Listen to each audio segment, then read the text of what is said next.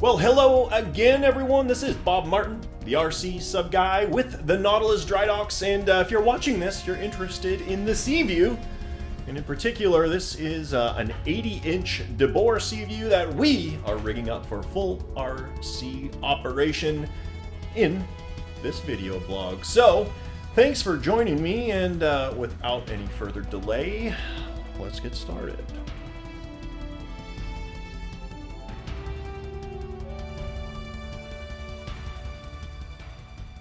So if you've been doing everything chronologically, you've seen an overview video of what we started working with, and you saw the second video where we started modifying the drivetrain and modifying the hull. Let's take stock of where we're at right now and show you what we've got going on. So this is the hull as it sits currently at the moment. We've got some primer on here because we did all of the sanding this morning. You'll remember in the old or the initial version that we got, there's like a big hole here and a big faired scoop.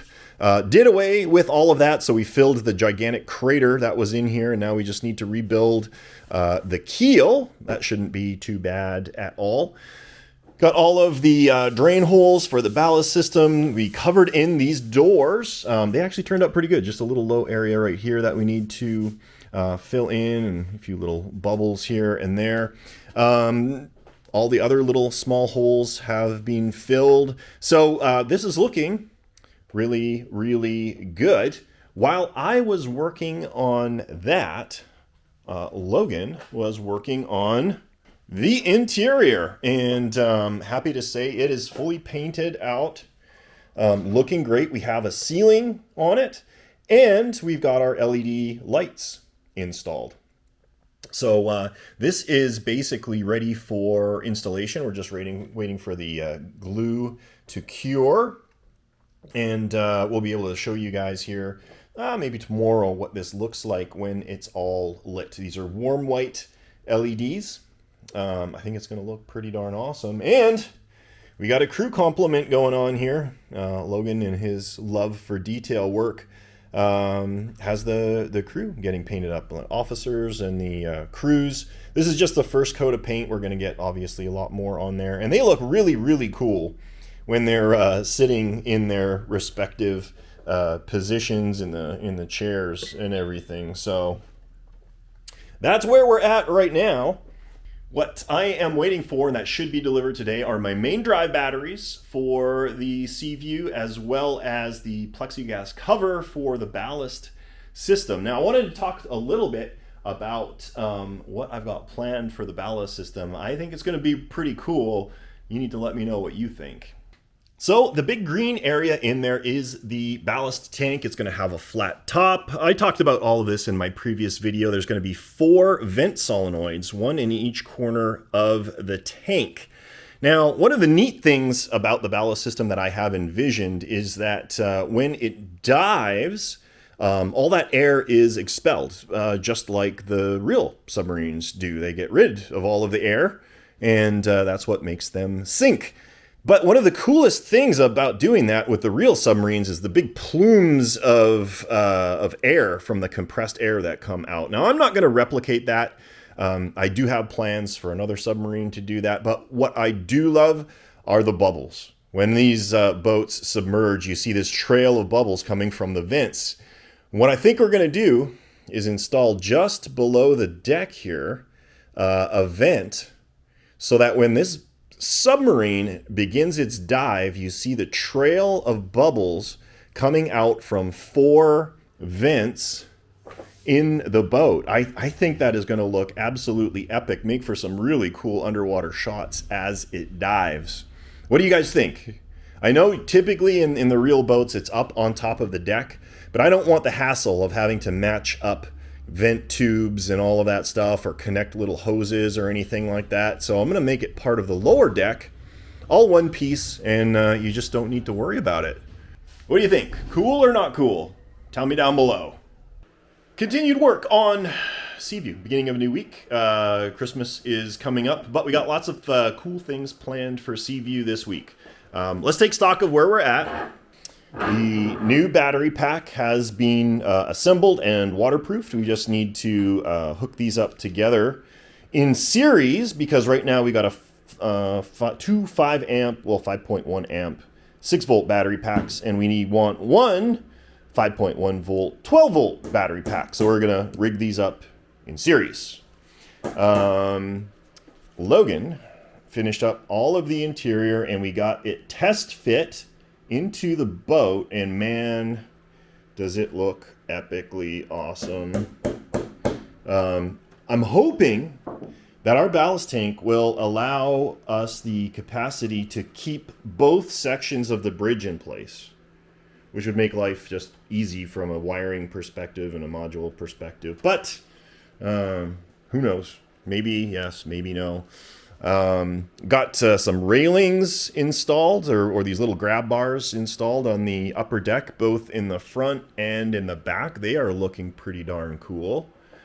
And resin printed new sets of grates, intakes. So these right here were the ones that originally came with the kit. And actually they look pretty good, but they're really fragile, especially right there. My new ones look very similar, but I think I'm gonna use them because they're gonna be all one piece with perfect alignment. And because they're perfectly rectangular and I got the radius correct, what I'm hoping is I can go around the outside, open up the holes, slip them into place, and maybe they'll be more flush. I don't know. Or maybe I'll just mount them on the outside. I don't know. We'll figure it out. But plans for this week are to work on the ballast system. I want to get the ballast tank done, the ballast solenoids in place, and see how that goes. Also, by the way, one small thing, I got the hold down for the upper hull done. So this is a single M3 stainless bolt. You just unscrew that, and whole upper deck comes right off. Nice and easy, nice and quick, really good access to the hull. So we are coming along. Such a gorgeous day. We're working outside. Super excited about how the grates turned out. I did decide to put them in. They look so much better than the stock resin ones. Huge amount of flow inside, and man, they look cool. I'm really happy with how those turned out. Got the acrylic cover for the ballast tank figured out. It's funny, never really thought about how to put it in this way. Of course, I didn't envision this or engineer it. I just kind of took it for granted after what Carrie did, but we managed to slip it in from the front all the way up through the flying sub bay, up over the top and into place. We also got these wire covers, and we're going to run all of the servo cables and the motor cables in the bottom of the ballast tank up to the front, so it'll all look nice and clean and cool and tidy. And right now we're doing some cosmetic stuff. Logan is taping up our motors and drive shafts and linkage jiggers, and we're going to throw a little white paint in here just to make it look nice and clean and beautiful and pretty. So it's been a little while since we managed to put some work in on the Seaview, but happy to say after fighting through some other projects here at the shop, back on the Seaview, and I think at the end of the day today I'm going to wrap up this chapter, which I think is chapter 3 of the Seaview build. Ideally, we're going to be getting the ballast tank all finished and wired. I've got all of the wires on the back run. I'm going to show that to you right now.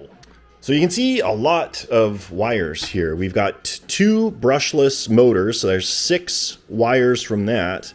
We've got some rear lighting, so we got 2 wires for that. And we've also got 2 servos, so we've got 6 wires for those. Now you can see a run in the bottom of the ballast tank, a channel that's going to keep all those wires nice and tidy. This is for hiding wires in your house. And it's got like a base plate, and then these covers snap into place. So I thought it's going to look really, really cool. We're going to be putting the ballast tank cover on there, and you'll be able to see into the ballast tank. So wanted to make it look nice. And I haven't decided. I think it actually looks really, really cool. I'm debating whether I want to frost it. We'll see. I mean, I can't really see a reason to have it clear. I don't know. Maybe I'll keep it clear. Well, we'll figure it out. You can always change it later. I do need to put the little adapter plate that's going to cover this and increase the seal on here so that we get that last inch of ballast capacity. And I think the other thing that we did since the last update, and I apologize if I already went into this, we spray painted the white parts white. And you can see some overspray on here, which is not a big deal because that's all going to get sanded. And then we also did the same thing up front, just to make it cleaner, cooler looking. New battery compartment up here too. Here's our battery pack, all waterproofed. And I got some foam in there so that this is a nice, tight fit. Won't move, won't shift, won't do anything. Now we're ready to begin work on our forward watertight compartment. Well, this is going to wrap up chapter 3. Let's see where we're at right now. I got the lid, it's a little dusty right now, but installed some standoffs for the solenoid valves, and these just press fit, but I will put some RTV around there just to make sure they don't leak or anything. And then, like I had told you guys earlier, my idea is that these are going to get plumbed to some external vents here so that when you vent the ballast tank, you'll see the bubbles coming out. I think it's going to be super cool. So 4, one at each corner. One thing that I neglected to remember, but did fortunately before I glued the lid down, is I wanted to put baffles in, and so I've created a template for some baffles. I'm going to make up a file, 3D print 5 of them. So we're going to section the ballast tank into 5 individual sections, and then that'll stop sloshing from occurring in this gigantic ballast tank. So next week, what we're going to be focusing on is the finalization of the ballast tank. Getting this all adhered down and everything, and then working on the main dry compartment. And once that's done, everything should be functional, and then we can probably move into trimming and testing, and after all that's done, the cosmetics. So thank you for joining me on this little odyssey.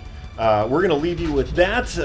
As I said, this is Bob Martin with the Nautilus Dry Docks, the RCSubGuy. If you like what you see, please do like and subscribe. It helps us a lot. With that, we're going to let you go. Have a great day and catch you next time.